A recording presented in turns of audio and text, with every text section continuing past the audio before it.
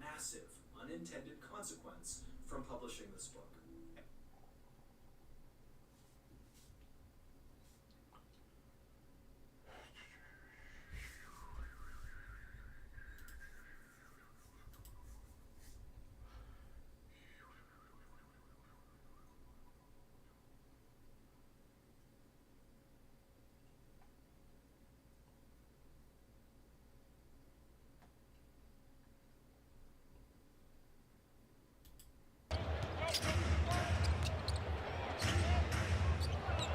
Look at that, Judge.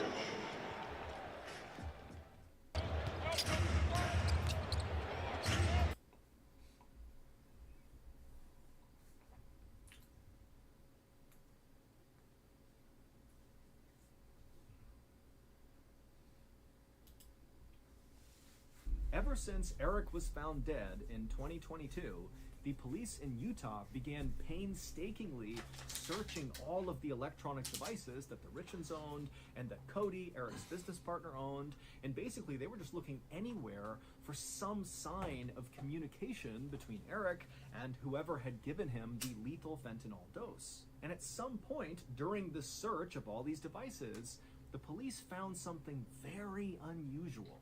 And they knew it very likely had to do with Eric's death, but they didn't really have any evidence to prove that, and so they just had to kind of sit on it and wait to see what happened next.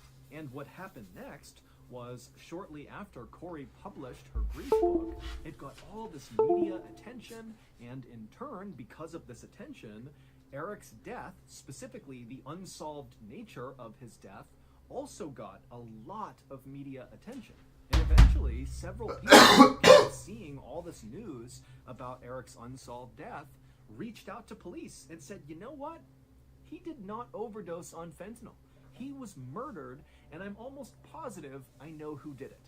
And lo and behold, the alleged killer that all these people brought up to the police was the same person that the police in Utah had become suspicious of because of all those unusual things they had found during their search of all of the electronic devices. And so, on May 8th, 2023, not long after getting all these tips about this alleged killer, the police in Utah felt like they finally had enough ammo to go after this person, and they headed out to make an arrest. While we don't know for sure what happened, because again, this story, it's ongoing. This case has not even gone to trial yet. Here is what prosecutors say really happened to Eric Richens on March 3rd, 2022, the night he died. That night, Eric was upstairs when he heard Corey down in the kitchen calling for him, saying to come down and join her. And so he went downstairs, he went into the kitchen, and immediately he saw his wife grinning ear to ear, and she promptly handed him a drink and said, I have big news and we're gonna celebrate. And after the two of them went up to their bedroom, Corey told Eric all about this big real estate deal and how their company was about to profit $1 million. And then after that, they clinked their glasses together, said cheers, and took a sip from their cups. The drink that Corey made for both of them was called a Moscow Mule. It's made with ginger beer, vodka, and lime. But when Corey mixed Eric's Moscow Mule, she added one additional ingredient, a lethal dose of fentanyl. It would turn out Corey had been stealing money from Eric's Moscow Mule. He went into the kitchen, and immediately he saw his wife grinning ear to ear, and she promptly handed him a drink and said, I have big news and we're gonna celebrate.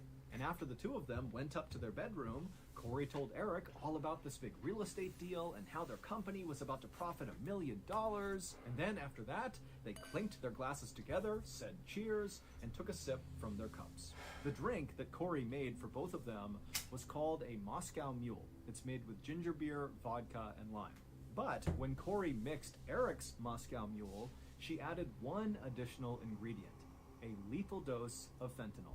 It would turn out Corey had been stealing money from Eric's bank accounts, and he had found out. Eric also had discovered that Corey had been taking out these massive loans in their family's name, which Eric was really upset about. In fact, Eric was so upset with Corey that he wanted a divorce and was talking to a divorce lawyer and making sure after the divorce was finalized that Corey could not touch his money. But perhaps sensing that a divorce was imminent and the money faucet would be turned off, Corey simply took out a $2 million policy on Eric and then killed him. And then shortly after that, in order to help her sons deal with the loss of their father, who she killed, she wrote a grief book about it and sold it for a profit. Police say Corey had been working for weeks to figure out the right fentanyl dose to give to her husband. On Valentine's Day that year, Corey had given Eric a poisoned sandwich that had fentanyl in it that she attached a love note to, but it obviously did not kill Eric. He just broke out in hives. So Corey got a stronger dose of fentanyl, she put it in his drink on March 3rd, and this time it worked. The story that Corey told first responders when they arrived to hopefully try to save Eric was that, they had had this celebratory drink, and then they went to bed, and then she had gotten up to see her son, and then, when she came back at 3 a.m., Eric was cold to the touch, and she called 911. But in reality, after she poisoned her husband, and he's laying there still on the bed, slowly dying from this overdose, she just got up and paced around the house for several hours, Googling things like how to destroy electronic evidence and luxury prisons for the rich in America. These searches were, of course, the highly unusual and suspicious things that the police saw when they looked through all those devices during the initial part of the search. But as much as it made them think Corey likely had something to do with this, they didn't have enough to actually arrest her. Water heaters are the second largest consumer of energy in the home. A.O. Smith heat pump water heaters are 4 times more efficient and save more than $600. However, after Corey published her grief book and went on this big tour promoting her grief book, Eric's family, who's watching this happen on TV and listening to the radios, they just couldn't take it. It disgusted them because they secretly believed that Corey had killed Eric over money. They didn't like Corey to begin with, and it just felt like she did this, and now she's profiting on Eric's death. And so family members began reaching out to police in Utah, and they said, you really need to look into Corey. We think she killed Eric. This whole grief book thing is a joke. She's a killer. Ultimately, it was those calls from Eric's family to the police, combined with Corey's very unusual and suspicious search history and electronic activity on the night that Eric died, that allowed police to arrest her at her home on May 8th, 2023. Corey, who denies any wrongdoing and says she did not kill her husband, is currently charged with aggravated murder, which could lead to the death penalty if she's convicted. She's being held without bail while she awaits trial, and her book, Are You With Me?, is no longer being sold on Amazon.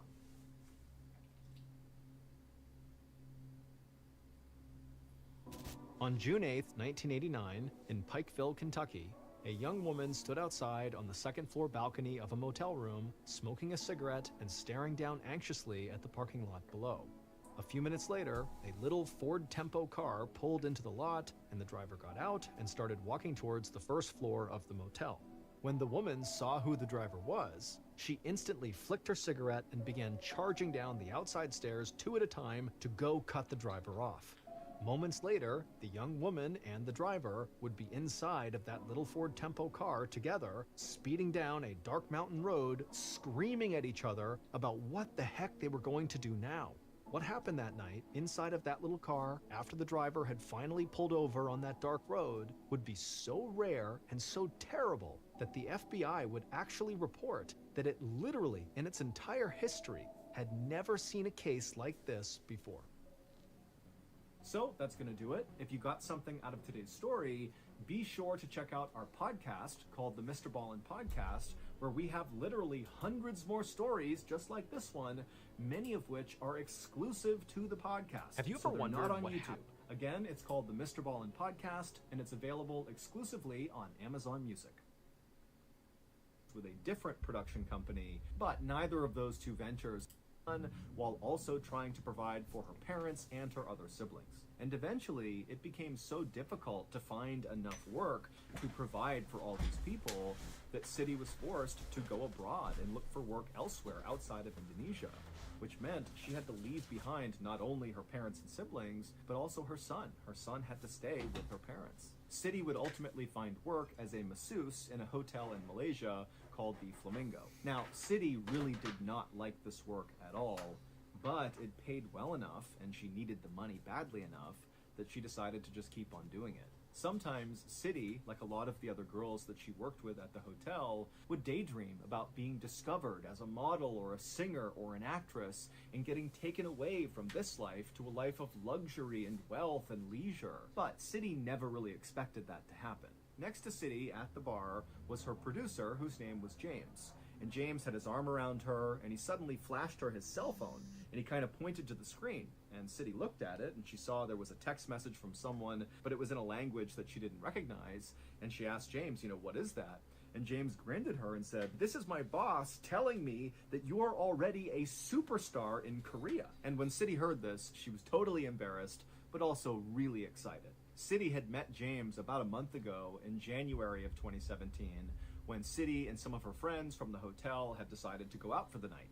Now, City very rarely went out. She basically worked and slept and then sent home her money to her family, but for whatever reason, she had been convinced by her friends to go out and have a good time, and so she was all dolled up, and she and her friends were standing in line to get into a bar when a very handsome man wearing a suit, James, walked up to City and said, "Have you done any acting?" And City, wearing her best clothes with her friends, she suddenly felt bold, and she told this guy, who she didn't know, that, "No, I haven't, but I'd like to try." And so James asked her if she'd come with him, and she said okay, and they went to this cafe, and they sat down, got coffees, and James explained to City who he was. And he told her he was a Japanese television producer who specialized in hidden camera prank videos. And he needed actresses to put on pretty clothes and pull pranks on unsuspecting people on camera. City had initially been very skeptical of James and this proposition, but at the same time, back then, prank videos were all the rage on YouTube, they were on mainstream TV, they were everywhere,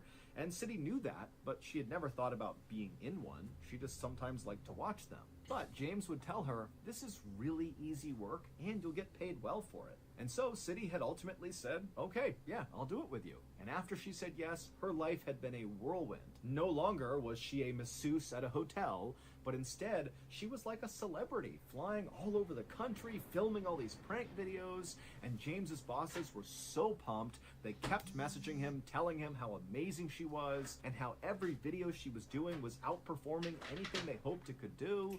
I mean, everything was going perfectly. City took a few more bites of her birthday cake, and then she checked her watch and saw it was almost 10 p.m., which for James and her other friends might be early, but for City, that was pretty late. Plus, she had already had a lot of alcohol that night, and so that was making her more tired. And so she told James and the others she was going to leave. She thanked them for the party, and then she headed out and went to her hotel. As soon as City was in her room, she immediately called her mother. City and her mom talked all the time, sometimes multiple times a day, and this night, City just really missed her mom, and she really missed her son. And as soon as she called her mom picked up, and they chatted for a bit, and City told her all about how she'd had this amazing birthday party, and how excited she was about the next day, because they were shooting a really big prank. It was going to be their biggest one yet, and it would have the biggest payout of any of the videos she had done so far. This one, tomorrow, was going to pay her $100.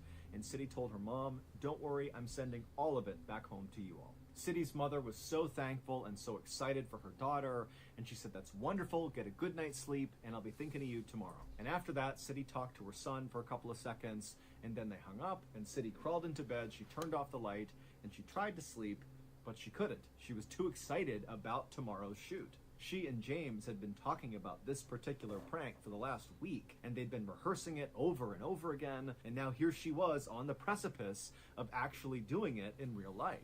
The pranks that City did were all pretty similar and pretty simple. She and James would go to some train station or some hotel or some other public area, and they would identify an unsuspecting older man, and then City, all dressed up, would go up to this guy while she was being filmed at a distance, and she would either kiss the man on the cheek or spray him with perfume or rub chili oil on his hand, and then she would giggle and run away, and then the camera crew would zoom in on the man's face as he's kind of bewildered and trying to figure out why that had just happened. But tomorrow's prank, even though it was pretty similar to the ones she had done, it would be the first time she'd be working with another actor. In fact, two other actors. One of the actors was a woman who would be doing the pranking with City, and then their target, the unsuspecting man, was also an actor. James and the Japanese television production company had insisted that for this prank to work, this guy really did need to be in on it. City had already met and rehearsed a couple of times with the other woman who she'd be doing this prank with, but she had not met the third actor, the unsuspecting man, yet. She'd be meeting him the next day, actually during the prank. City would eventually fall asleep that night, and then her alarm would go off fairly early the next morning, and when it did, City immediately got out of bed and she got dressed in a dark form-fitting outfit. She put on some red lipstick, and then she hustled out of her room downstairs and out of the hotel to meet James, the woman actress she'd be working with that day, and the other producers who were involved in the production. Then, as a big group, they hopped in a cab and went to the international airport where this big prank was going to take place. And when they got there, they made their way to a restaurant in the departures area to wait for the third actor, the unsuspecting man, to show up so they could begin the shoot. And while they waited, City and the other actress she'd be working with struck up a conversation. Your hope, gone with the breeze. Cut down! Face the wind! Hasagi!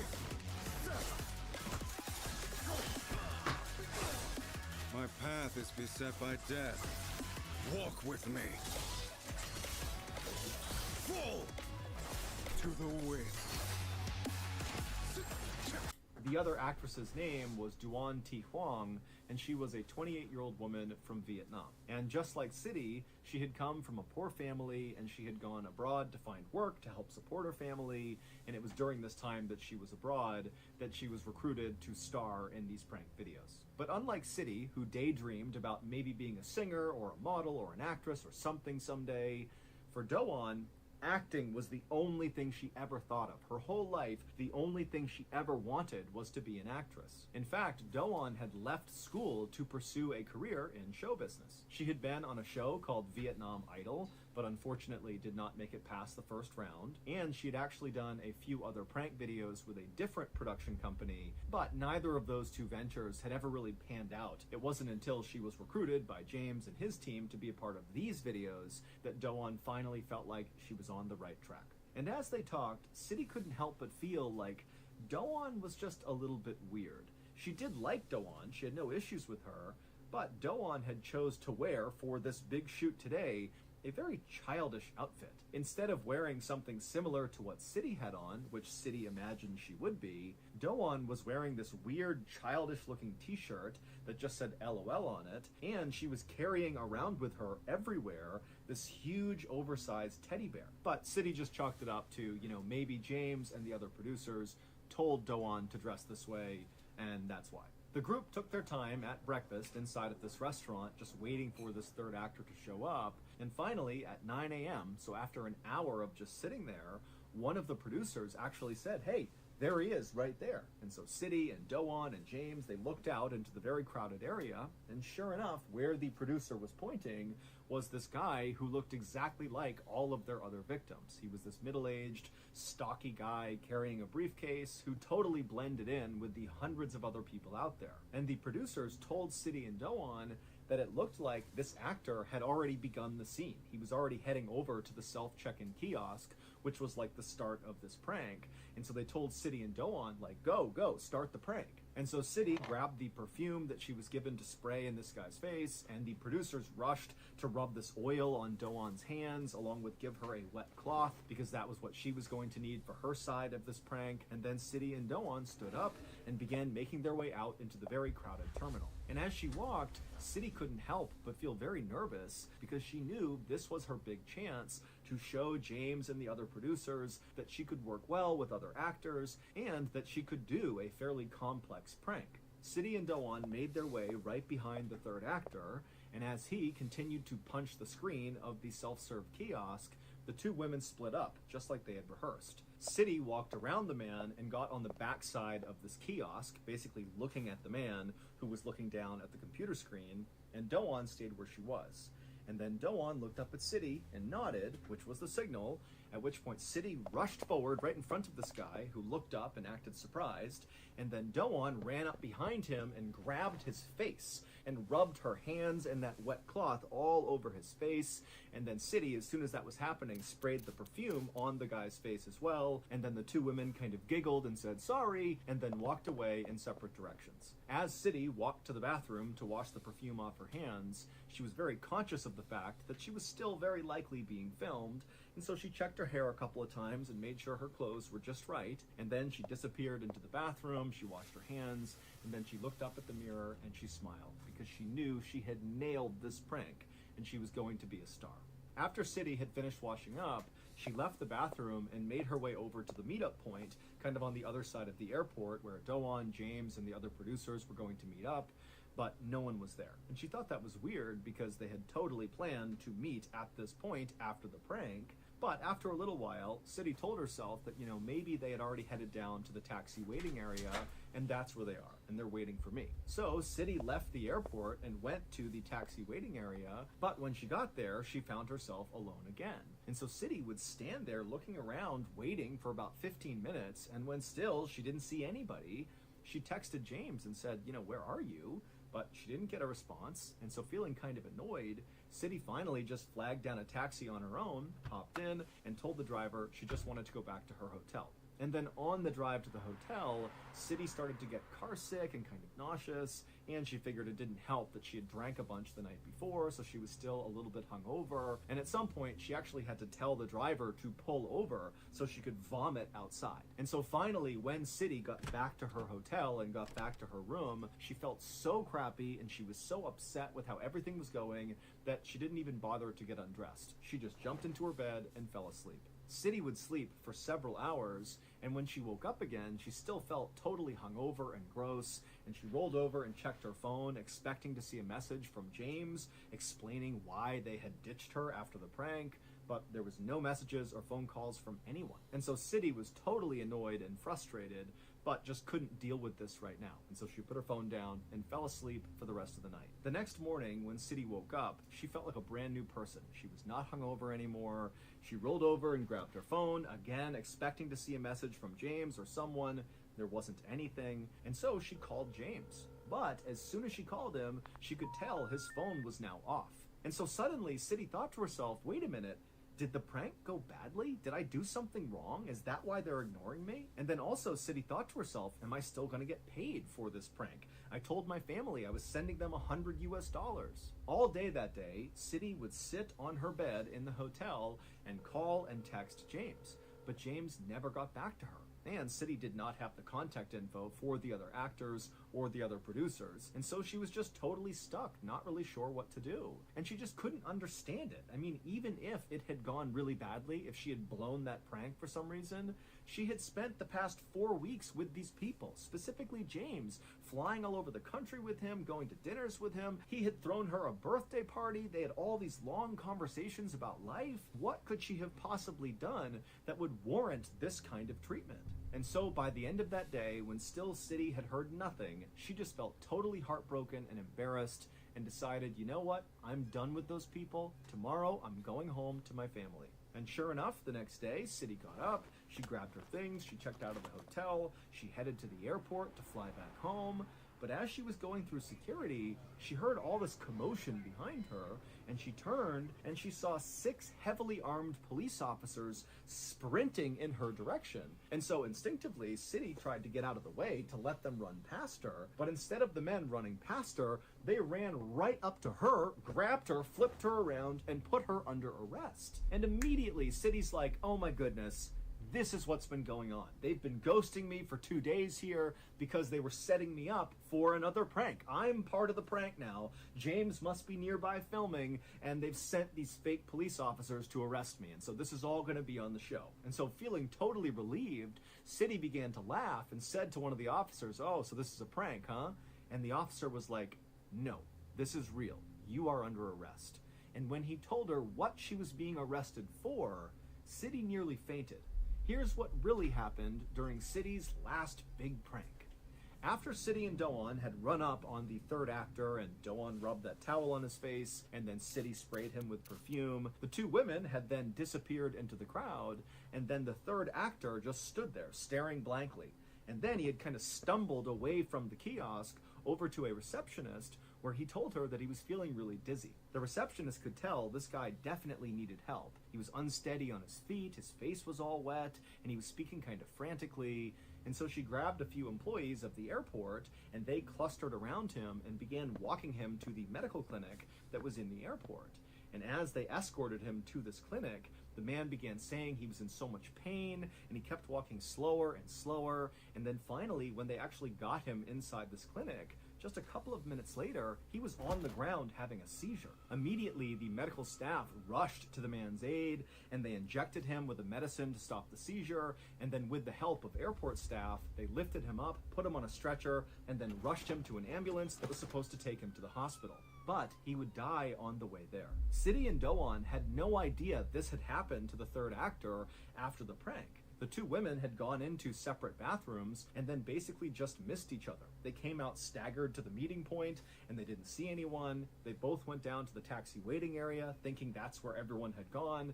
And again, City and Do-won just didn't see each other, and they both got in their own taxis and went back to their own hotels. As for James and the other producers, the reason they were absent after this prank had ended is because they planned to be absent after this prank. As soon as they saw City and Do-won pulling off this prank successfully, they all got up from that restaurant and promptly rushed to board planes that would take them out of the country. Because James and these other producers were not really producers. They didn't have a prank show. It was all a charade. In reality, they worked for the North Korean government, and James, whose real name was Ri Ji-woo, had been tasked by the North Korean government to recruit gullible women, aka City and Do-won, to participate in a top-secret mission that could easily get them killed. In fact, this mission was so sensitive and so dangerous that James and his other TV producers had to live undercover for weeks with Do-won and City kind of slowly convincing them that this was all legitimate and that what they were going to do was just a prank, not a top-secret mission. City and Do-won had both been recruited by James because they both were vulnerable and poor. City was also known to be very naive and believed anything she was told, and Do-won was very immature and childlike and overly trusting. All the prank videos that City and Do-won had been independently filming with James and their crew in the weeks leading up to this big final prank had not been episodes of a prank show. They were actually doing pranks on actual unsuspecting people, but it was all rehearsals. James and his crew wanted to make sure that City and Do-won, one, thought this really was a prank show, and two, that they were able to actually do the prank, that they wouldn't chicken out at the end. And on the morning of February 12th, 2017, the day of the big prank, which in reality was the big secret mission, the perfume that City was given was not really perfume, and the oil that was rubbed on Do-won's hands was not really oil. They were the ingredients for a deadly nerve gas called VX. Now, separately, these ingredients would not have harmed either of these two women. But when you combine those ingredients, that's when it turns into a deadly poison. And so that was why City and Do-won had been told to do this prank together, because James and his crew needed them to mix the VX gas on their target's face. And the target was not an actor. His name was Kim Jong-nam, and he had no idea what was going on when City and Do-won touched his face and sprayed him with perfume, but he was dead within 20 minutes, and his death would have been exceptionally painful. It would turn out City and Do-won had been tricked into participating in one of the biggest political assassinations in recent history, because Kim Jong-nam, the target, was actually the exiled brother of the leader of North Korea, Kim Jong-un. And it's widely believed that Kim Jong-un is the one who actually authorized this assassination. Do not pay your next car insurance bill. Repeat, do not pay your bill yet. So I found this website and look at the difference. $271 a month. I thought that this was the best that they could do. Don't even look anywhere else. This is the best price, right? Wrong. Now look at my new price. $50 a month for 2 cars. I'm even covered if they steal my cars, and I didn't have to deal with any annoying insurance agents. So many insurance companies do this, you guys. They push our rates up and make us pay even more. So if you want to try this website, I put the link below. It took 2 minutes, super fast. You've got to trust me on this. Just try it out.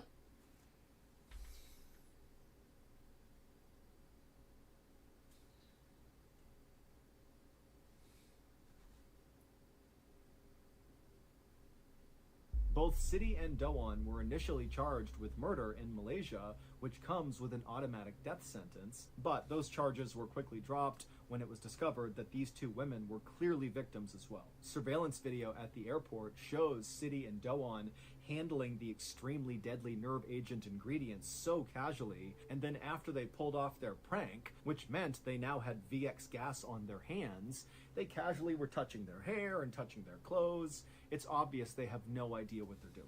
The sickness that City started to feel after the prank was not a hangover.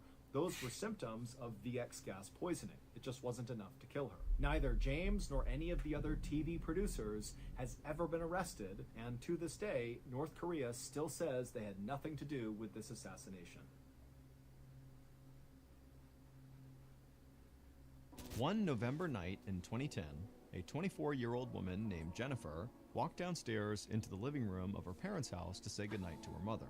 But before she walked over to the couch where her mother was to give her a hug, Jennifer noticed something moving around outside on the dark street. Jennifer stopped where she was and just looked out the window, but she couldn't see anything unusual. So she walked over to the front door and looked out the little window on it, and still she couldn't see anything. So she shrugged and walked back over to her mother, and Jennifer just said, "Oh, I thought I saw something moving around out there, but it was nothing. I think it was just a parked car." Then the two women said goodnight, and Jennifer headed upstairs and went to sleep. But it would turn out there actually was something moving around outside the house that night that shouldn't have been there. And about 30 minutes after Jennifer had shrugged it off and gone upstairs, that thing had made its way across the street, up the stairs, and into their house, right up to Jennifer's room. So that's going to do it. If you got something out of today's episode, be sure to check out our podcast called the Mr. Ballin Podcast, where we have literally hundreds more stories just like this one, think those are wrong. many of which are only available on the That's the podcast, most not on evil. I YouTube. think that's a Again, it's different called the episode. Mr. Ballin Podcast, and it's available exclusively on Amazon Music. In 1953, a man had just moved into a new apartment in London, and as soon as he went inside, he decided he wanted to renovate. And so he started by pulling down all the wallpaper in the kitchen. And as he's doing it, he makes his way into the kitchen pantry, and he pulls off one particular strip of wallpaper, and he sees behind the wallpaper, towards the bottom of the wall, is a door. There is a secret door behind the wallpaper. So he gets down and he rips off more of the wallpaper, and then he grabs the little handle and he pulls the door open. And what he sees inside of this little room was not only horrifying and would scar him for life, but the contents of this secret room would change the legal system in the United Kingdom forever. But before we get into today's story, if you're a fan of the strange, dark, and mysterious delivered in story format, then you've come to the right place, because that's all we do, and we upload once a week. So if that's of interest to you, when the like button asks you to spray sunscreen on their back, gladly agree, but instead of sunscreen, use blue spray paint. Also, please subscribe to our channel and turn on all notifications so you don't miss any of our weekly uploads. Okay, let's get into today's story.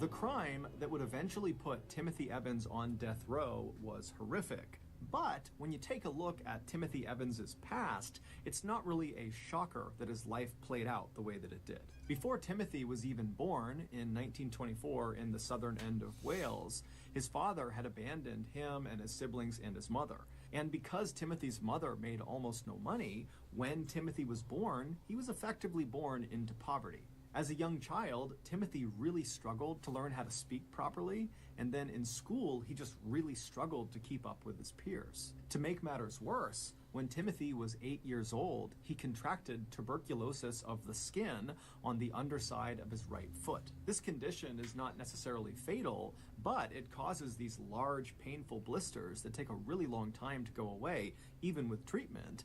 And because Timothy's outbreak was on the underside of his foot, it made walking nearly impossible. And so for a few years, starting when he was 8 years old and he was diagnosed with tuberculosis of the skin, Timothy had to miss huge chunks of his schooling to get medical treatment. And then other times he was missing school simply because he couldn't walk. And considering how poorly Timothy was already doing in school, these huge extended absences were totally catastrophic for his education. In fact, later in life, it would be determined that Timothy's IQ, which is a way to measure people's intelligence, was somewhere between 60 and 70, which is very low and put him in the range of having an intellectual disability. Not long after his tuberculosis of the skin diagnosis, Timothy would remain in school despite all of these absences and despite how difficult it was for him, but his real focus would shift from getting an education to trying to find work in order to help provide for his family, who were very poor. And Timothy was willing to do just about anything for money. For example, when he was only 13 years old, he became a coal miner, one of the most dangerous jobs on the planet at the time and still today. But despite Timothy's willingness to do these really challenging jobs that often paid very little, he would always eventually get fired, or he just would not get the job in the first place. He would be rejected. And always it was because either one, he had a flare-up of his tuberculosis on his foot, which made it impossible to walk, and so he couldn't go to and from his job, and so he'd be let go. Or it would be because of his illiteracy, and the job just could not take someone in that could not read, write, or really even speak very well. Or in some cases, like when Timothy tried to join the military when he was 18 years old, and World War II was raging and all of his peers are going off to fight the war, well, when he tried to enlist, the military said, we can't take you because you are illiterate and because of your foot. This constant cycle of rejection and embarrassment really made Timothy quite cynical. He felt like he just didn't belong anywhere. And so at some point, perhaps as a coping mechanism, Timothy began to lie. He'd make up tall tales about the adventures he'd been on and all the influential people he knew and the superhuman skills he possessed. Now, most people who knew Timothy didn't believe any of the stories he told, but every now and again, some people actually did. And for Timothy, that little sliver of respect he would get in that moment, even though it was built on a lie, on an illusion, it was incredible for him. He didn't get that anywhere else in his life, and so he kind of became addicted to telling these lies. Fast forward to 1947, Timothy was 23 years old, and he was still living with his family, who had left Wales and had moved to London, and they were living in a very, very poor and dangerous neighborhood. At the time, Timothy had managed to get a job as a delivery driver and had yet to be fired from it, and on one of his daily routes around the city, he wound up meeting an 18-year-old girl named Beryl Thorley, who he really took a liking to. Now, according to people who knew Beryl, she apparently, like Timothy, had a very low IQ. And so Beryl and Timothy, they meet on one of Timothy's routes, and they immediately hit it off and they start dating, and by the end of that year, they were married. They initially lived inside of Timothy's family's apartment, but when Beryl became pregnant in early 1948, she and Timothy pooled what little money they had, and they got an apartment of their own. Their new apartment was terrible. It was tiny, it was dirty, it was located in an even more dangerous neighborhood than where Timothy's family lived, but it was good enough for them, at least at first. Once Beryl gave birth to their daughter, Geraldine, suddenly their cramped living quarters seemed impossibly small for a family of 3. And they were already extremely tight on money, and now adding a baby to the mix, they really just did not have enough money to survive. Timothy immediately tried picking up extra work wherever he could, but once again, his illiteracy and his foot, or a combination of the two, held him back. And so it wasn't long before the couple was forced to start taking out these awful high-interest loans that they knew they would never be able to pay back. So they are permanently saddled with debt. They know it. And these loans are only enough to barely get by. This is not enough to move out. This is only enough to stay in their squalid and awful conditions. And so as their debt piled up in conjunction with all the stresses of being new parents and living in this really cramped space, it wasn't long before Beryl and Timothy's marriage just totally started to erode. It started with daily arguing over one of their many hardships, but it quickly escalated to full-blown physical confrontation that often was so loud that passerby outside in the very busy street would hear, coming from the third floor, Timothy and Beryl screaming and yelling and punching each other, to the point where people outside literally stopped and just looked up, wondering what was going on up there. As Timothy's world seemed to just kind of crumble all around him, he at first turned to a coping mechanism he had used for most of his life, and that was just to lie about his current situation. He would tell people who would listen that he and his wife and his kid were doing great and everything was fine. But, behind closed doors, that wasn't true at all, and so that coping mechanism really didn't do a lot for him. And so Timothy eventually turned to alcohol to cope with his misery. But the alcohol would only make the situation worse because it was yet another thing for his wife to be mad at him about, and he was depressed all the time, and it was eating away at their non-existent budget to pay for all this alcohol. And so Timothy would turn to yet another source for comfort, but it would be a very unlikely source of comfort. It would be his downstairs neighbor, John Christie. And the reason his downstairs neighbor was so unlikely was because John could not have been more different from Timothy. John was nearly double Timothy's age. He was incredibly smart, and he was respected not only by his peers, but really by the community. And that respect came from the fact that John had served during World War I and been right on the front lines, and had nearly been killed during a mustard gas attack when he was fighting in the trenches. And then after the war was over, John would come back to London, and he would become a police constable for quite a while, and then after retiring from the force, he became a post office clerk. Ollie's deals are so good, you won't believe the prices. Can this price be real? This has to be a joke. It's no joke. This store is amazing.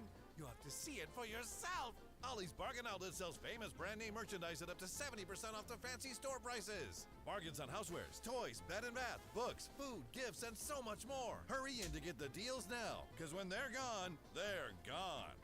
Ollie! Good stuff, cheap.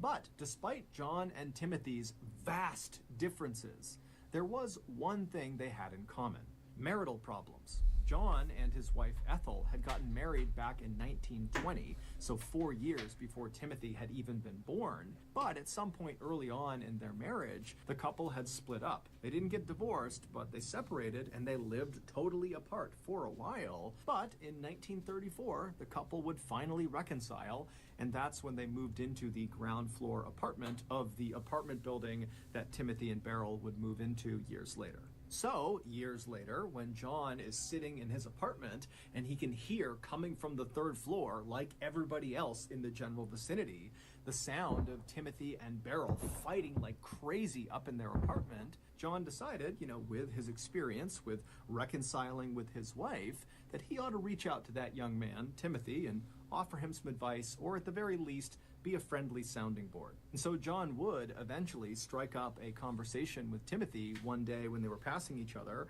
and Timothy was at a place in his life where he was looking for friends. He didn't have any friends. And so John, to come into his life at this point, was really good for Timothy, and so very quickly those two struck up a friendship. But this friendship was not really peer-to-peer. It was more like father to son or mentor to mentee, where Timothy really looked up to John. I mean, Timothy had never had a father in his life, and so John kind of became that. And John looked at Timothy with a lot of empathy. He could tell this was a man who was, not very bright, and he was in way over his head with debt, with this marriage, with parenthood, everything. And so John tried hard to kind of coach and guide Timothy as he navigated this very rough time in his life. And their relationship likely could have had a really positive effect, not only on just Timothy's mental health, but also perhaps on the state of Timothy and Beryl's marriage. But it was not long after John met Timothy that Timothy found out Beryl was pregnant with a second child. This was terrible news for Timothy.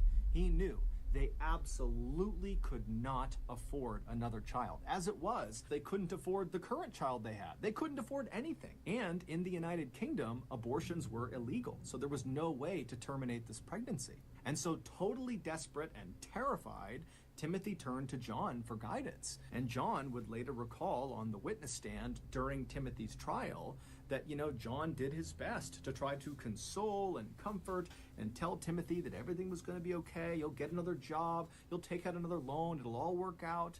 But, as John would say on the witness stand, his words didn't have any effect on Timothy. Timothy, by the time he came to John, was totally inconsolable, he was desperate, and he was unhinged. And so John started to suspect that Timothy might do something really drastic to make his troubles go away. And John would be correct.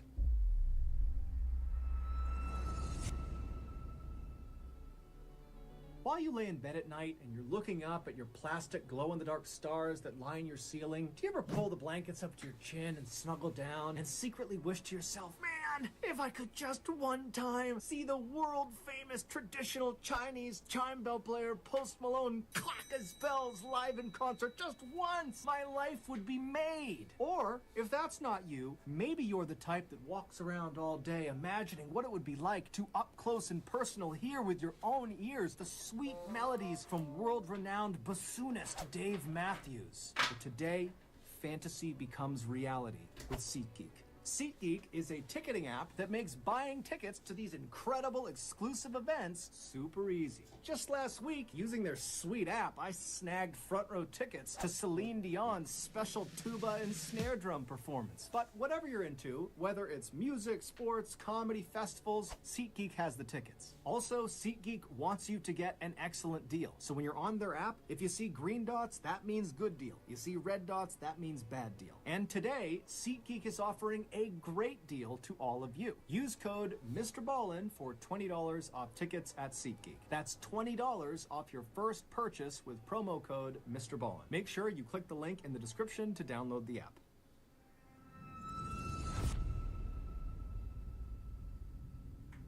A few weeks later, on November 30th, 1949, a very disheveled-looking Timothy wandered into a local police station in Wales, not far from where he had grown up, and he would confess to the police that he had killed his wife. He would tell the police that he had given Beryl a poison that was apparently designed to abort her fetus, but this poison was too strong and it had killed Beryl. And then after she was dead, Timothy said he panicked, and so he took her body and he dumped her down the sewer that was outside of their apartment building, and then he arranged for his daughter, Geraldine, to go stay with some people in London while Timothy fled to Wales. But after getting to Wales, Timothy said his guilty conscience was just too much, and so he turned himself in.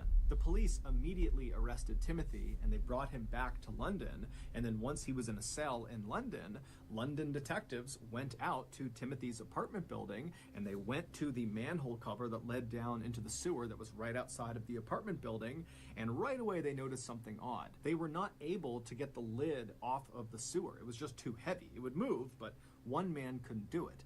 And so after 3 police officers, they all got down, they were barely able to get this lid up and off of the top of the sewer. And then when they went down into the sewer, there was no body. There was nothing down there. And so when detectives went back to Timothy in the London jail cell and they confronted him with this revelation that, no, she's not in there, Timothy would kind of squirm a little bit, and then he would totally change his story.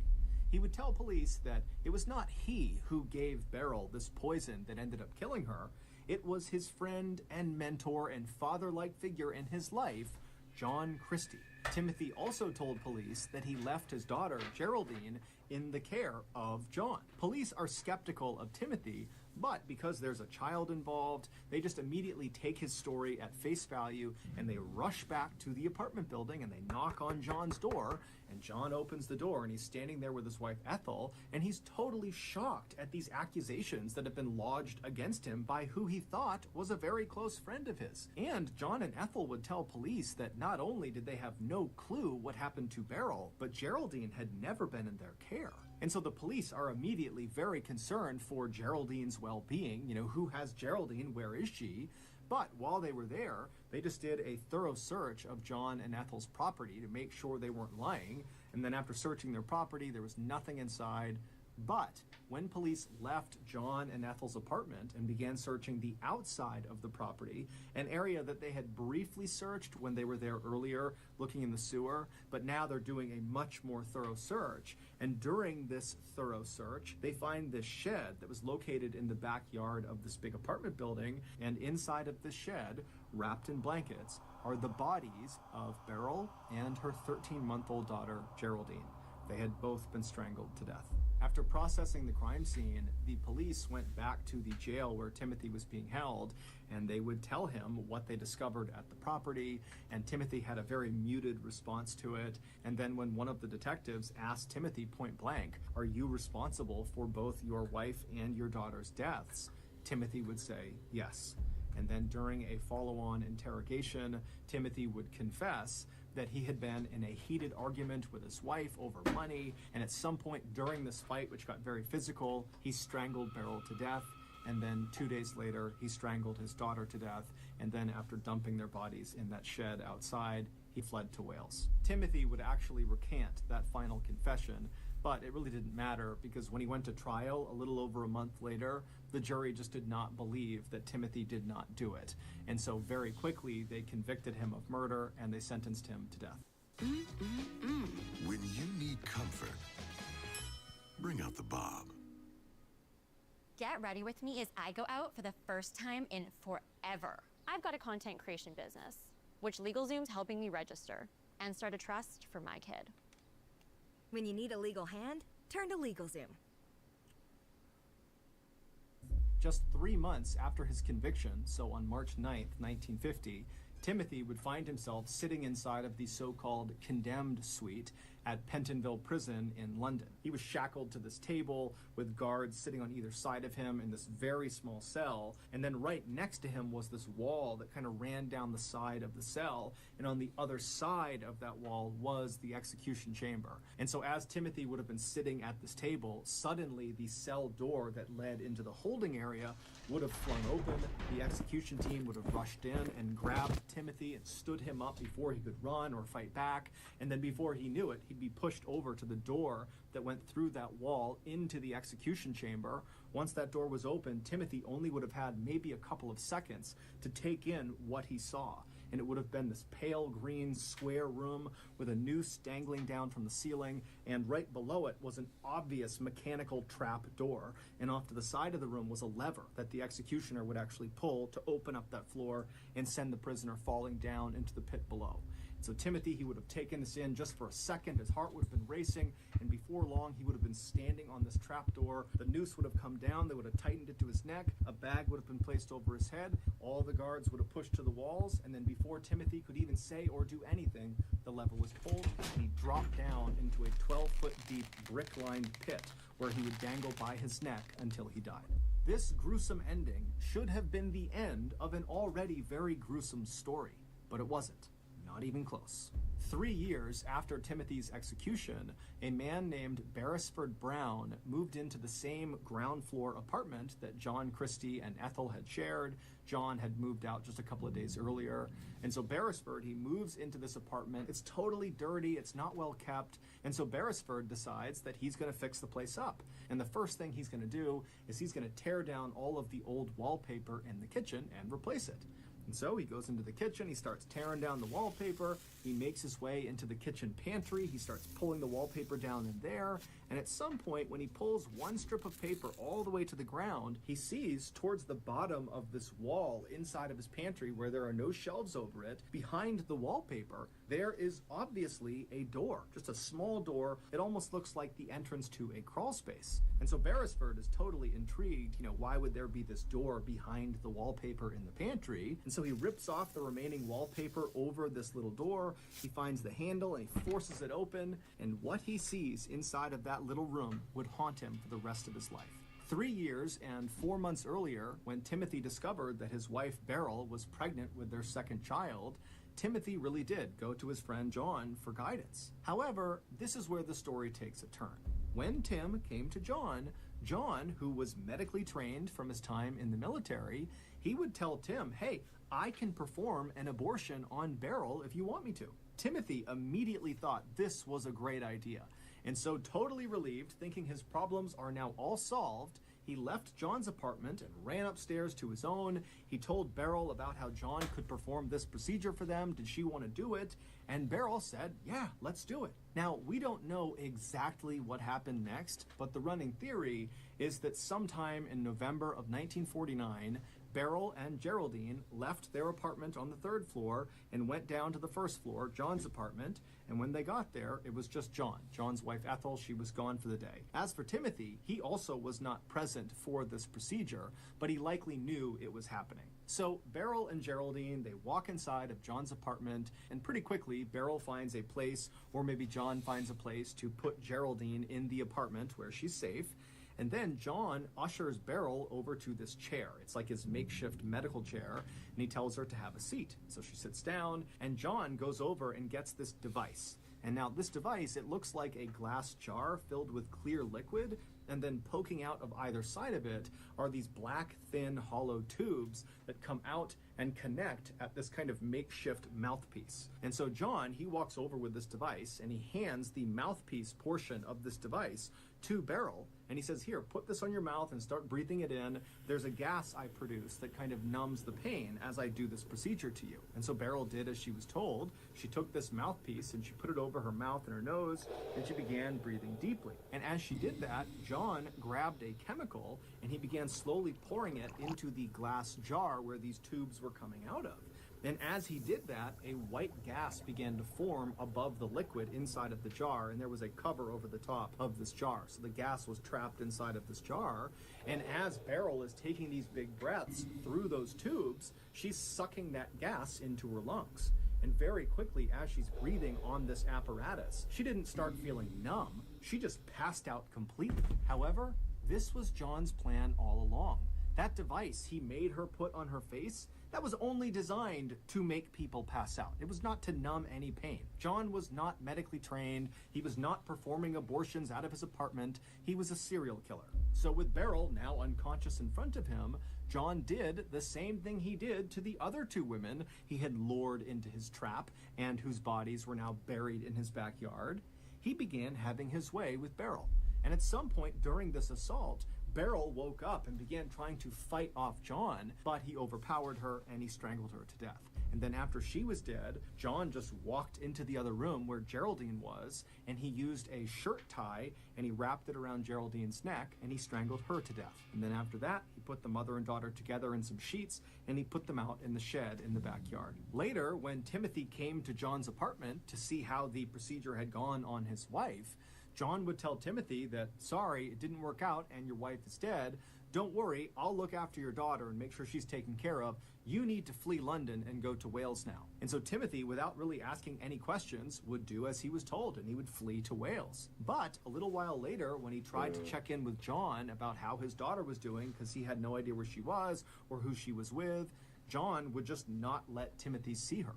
And so Timothy eventually, just feeling racked with guilt about this whole situation, he went to police. And critically, when he spoke to police, he lied about what happened. He wanted to protect his friend John, who he looked at as a father figure, as a mentor, as a close friend. And so he said, love to take my dog Coco on the go. That's usually when I get somebody's urgent email. The features in Grammarly have been really helpful to create clear communication in a second. My name is Claudia. I'm a marketing manager and adjunct professor. Grammarly can help adjust my tone for my marketing role and my marketing teacher role with my students. I killed my wife. And so this is why Timothy got the location of his wife's body wrong, because he didn't know. He just guessed the sewer.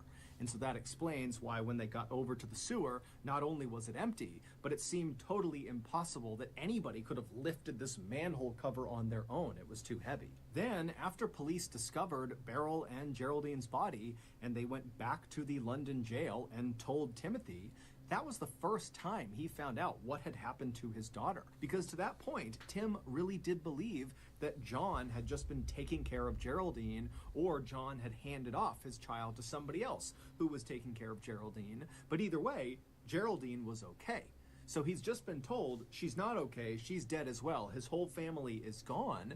And so Tim was almost certainly in shock. And so he's sitting there with that sort of muted response as detectives are asking him, are you responsible for your wife and your child's death? And so Tim would say yes, but it's unclear if Tim actually understood their question or if he understood the implications of their question. He might have just been saying, I feel guilty about the fact that my family is dead, not that he literally killed both his wife and daughter. But when Tim finally kind of snapped out of it and really began trying to tell the truth that John was responsible, nobody believed him because his credibility was totally destroyed because the first thing he did when he went to police was lie about what happened. And when police dug into Timothy's history a little bit, they saw he was a compulsive liar. Everybody said, oh, Timothy tells tall tales, that's just what he does. And making things even worse for Timothy was the fact that he had a very clear motive for why he might harm his family. He was under crippling debt, and his relationship with his wife was incredibly toxic and often became physical, and there were lots of witnesses to that.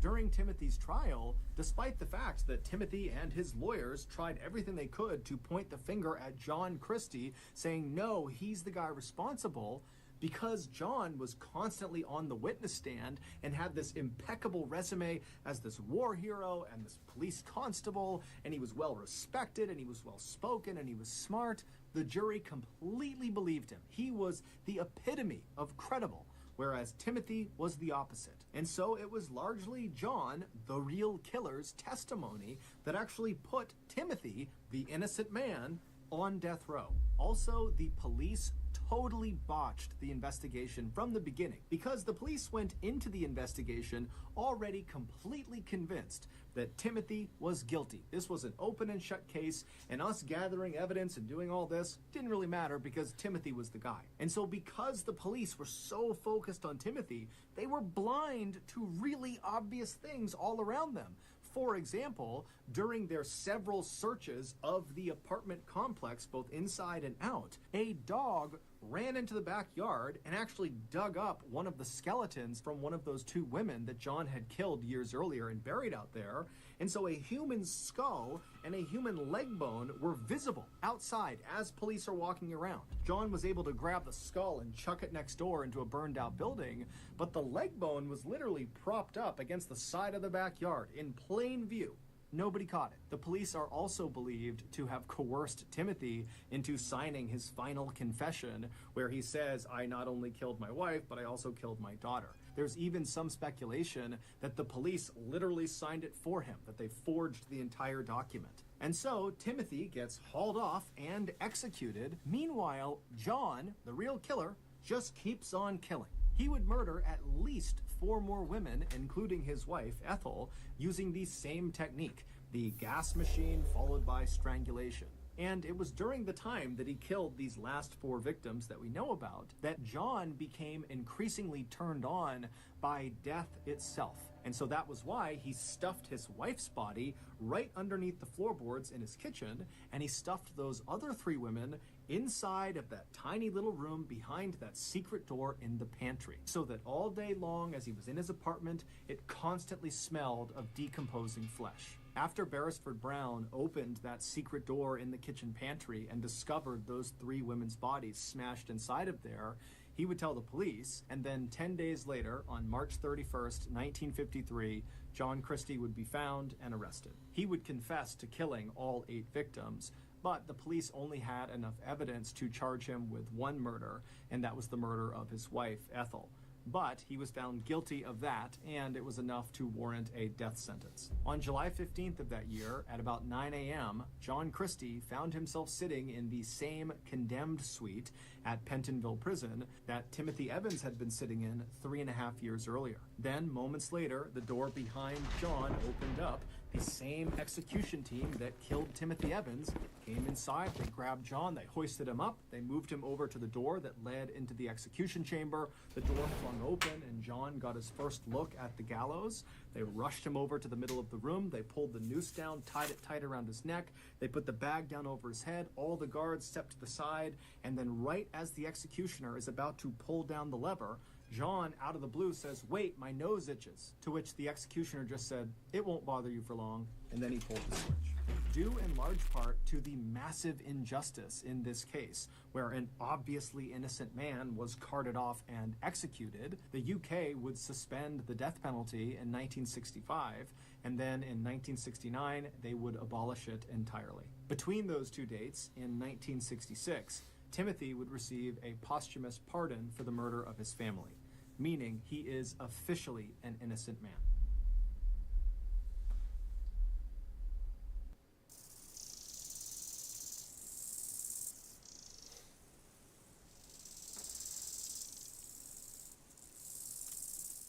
I'm Chris Pratt. I'm Rebecca Ferguson. You're going to freak out when you see the trailer for our new movie, Mercy. Alright. Getting closer.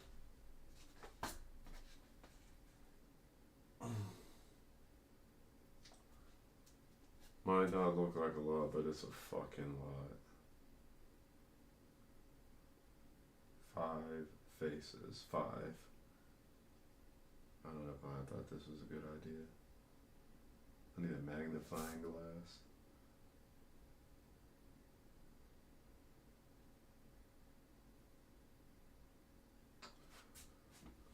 Oh. 60, are you on zombies? I'm getting tired.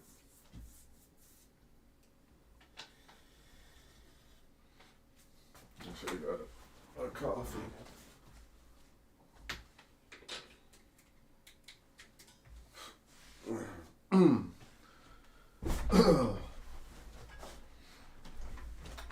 I just gotta watch 5-star matchup.